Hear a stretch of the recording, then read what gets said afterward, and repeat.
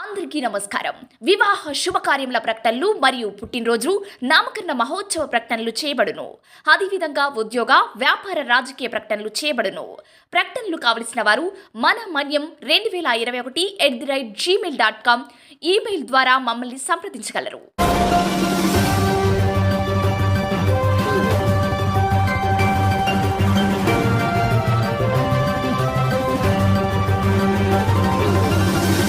మన మనీ న్యూస్కి స్వాగతం.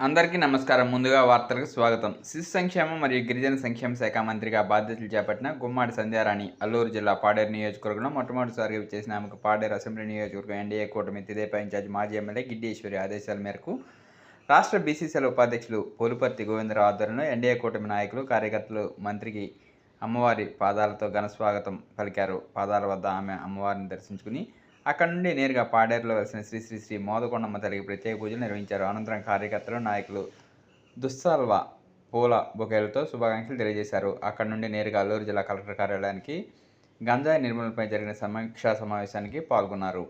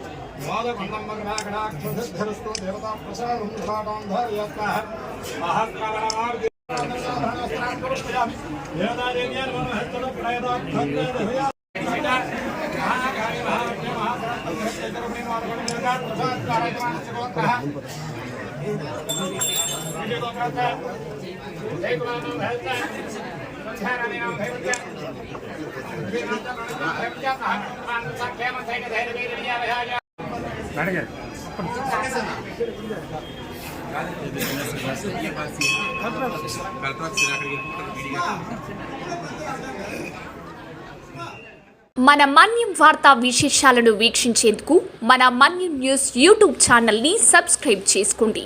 అలాగే మీ ఫ్రెండ్స్ అండ్ ఫ్యామిలీ మెంబర్స్కి షేర్ చేయండి. అలాగే లైక్ చేయండి, కామెంట్ చేయండి. మా అప్డేట్స్ ఎప్పటికప్పుడు మీ మొబైల్ ఫోన్లో నోటిఫికేషన్ రూపంలో కావాలంటే పక్కనే ఉన్న బెల్ ఐకాన్ మీద క్లిక్ చేయండి. Thank you for watching.